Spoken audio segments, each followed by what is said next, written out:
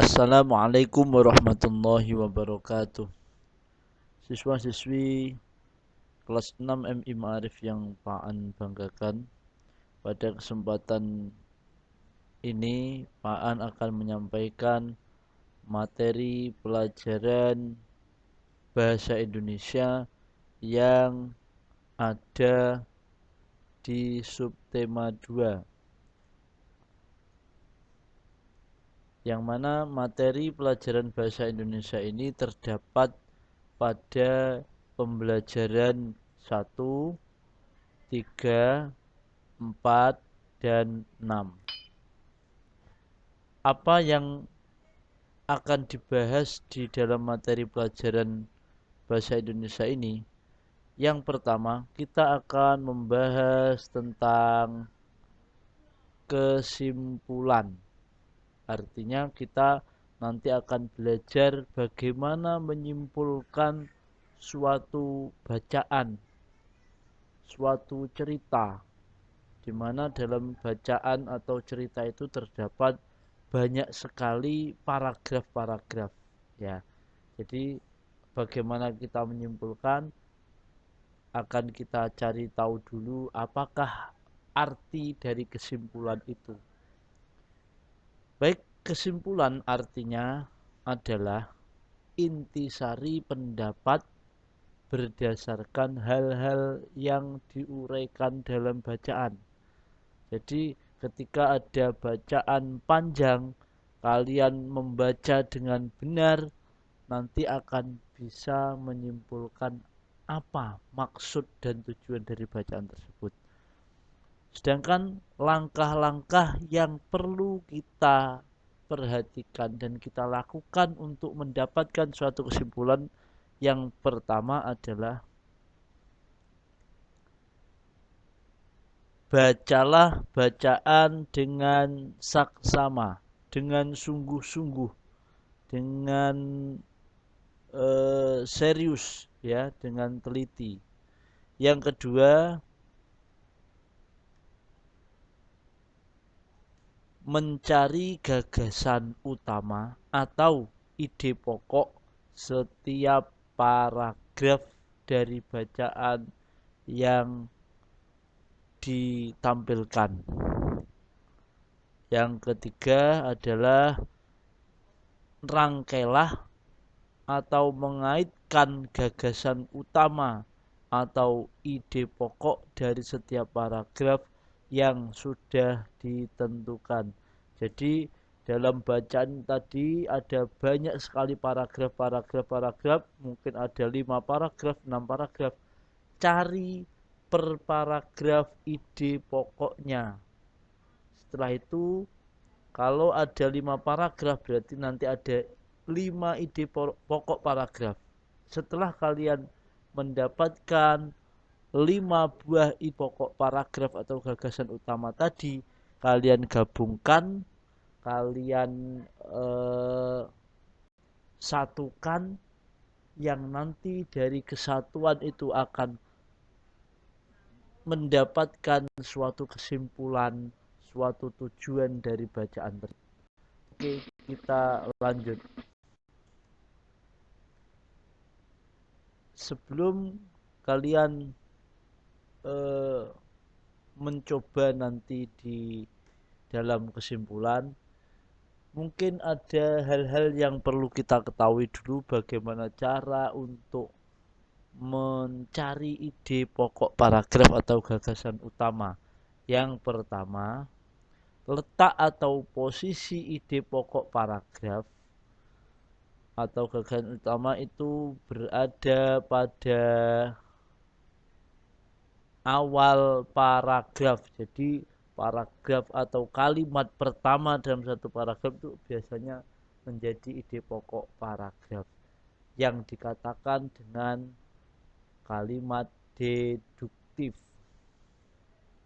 Yang kedua, ide pokok paragraf juga bisa kita jumpai di akhir paragraf. Jadi ketika ada paragraf, mungkin kalimat yang paling terakhir dari paragraf itu itu menjadi ide pokok atau gagasan utama suatu paragraf yang disebut dengan kalimat induktif. Dan yang ketiga, letak ide pokok paragraf berada pada awal dan akhir paragraf tersebut yang disebut paragraf campuran. Mungkin saking panjangnya paragraf itu ada ide pokoknya di paling depan dari paragraf, ada dan juga salah satunya ada di paling belakang suatu paragraf. Oke, kita lanjutkan tentang pembahasan bahasa Indonesia yang lain pada subtema 2, yaitu tentang laporan pengamatan.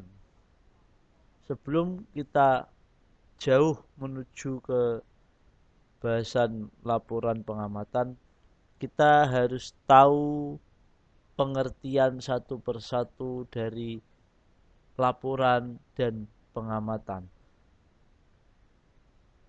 Pengamatan. Apakah pengamatan itu?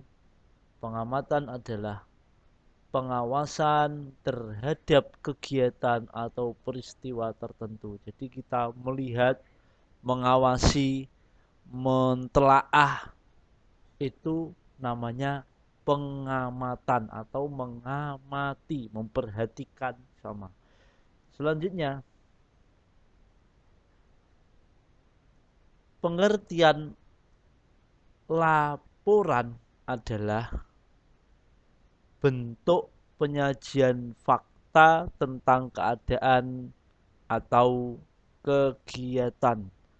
Jadi setelah kalian mengamati, ketika nanti ada yang bertanya atau kita ditanya oleh orang, atau kita nanti disuruh untuk menyampaikan hasil pengamatan, itulah yang dinamakan laporan.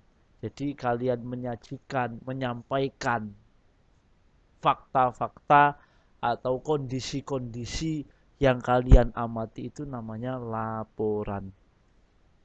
Selanjutnya, ciri-ciri laporan pengamatan ada 4. Yang pertama adalah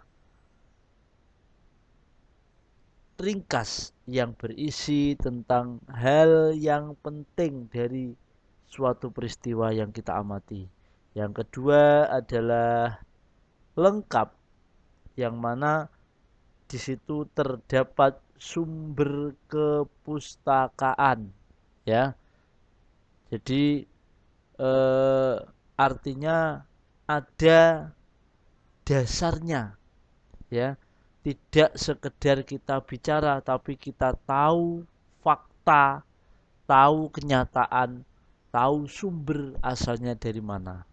Selanjutnya yang ketiga adalah logis, yaitu ada alasan yang masuk akal dari apa yang kita laporkan. Yang keempat, sistematis, yaitu berurutan atau saling berhubungan. Jadi tidak boleh rancu, tidak boleh acak-acakan kalau kita membuat suatu laporan pengamatan. Selanjutnya,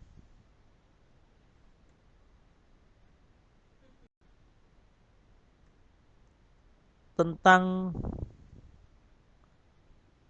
sistematika laporan pengamatan. Kalau tadi dikatakan laporan itu harus sistematis, lah inilah cara membuat sistem yang baik dalam laporan. Di situ nanti kita akan mendapatkan 5 urutan sistem atau urutan cara membuat laporan yang baik dan benar supaya tidak terkesan acak-acakan atau semrawut. Nah, yang pertama yaitu kita harus menentukan judul atau nama kegiatan. Yang kedua, langkahnya adalah tujuan dari kegiatan yang akan kita laporkan.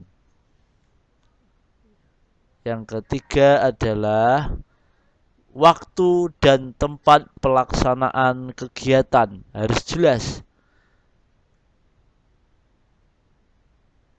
Selanjutnya adalah hasil pengamatan yang disampaikan. Yang kelima yaitu penutup. Penutup bisa mungkin disampaikan dengan kalimat salam atau apa, itu adalah penutup. Selanjutnya kita akan mencari tahu apa fungsi laporan dalam pengamatan itu. Fungsinya ada 3. Yang pertama adalah sebagai bentuk pertanggungjawaban tugas atau kegiatan yang sudah kita lakukan. Yang kedua adalah sebagai informasi hasil kegiatan. Yang ketiga adalah mendokumentasikan hasil pengamatan sebagai sumber pengetahuan untuk orang lain. Baik, mungkin itu yang dapat Pak An sampaikan. Semoga ada guna dan manfaatnya. Pak An ucapkan sekian. Selamat belajar dan jaga kesehatan. Kurang lebihnya Pak An mohon maaf. Akhirnya, Assalamualaikum warahmatullahi wabarakatuh.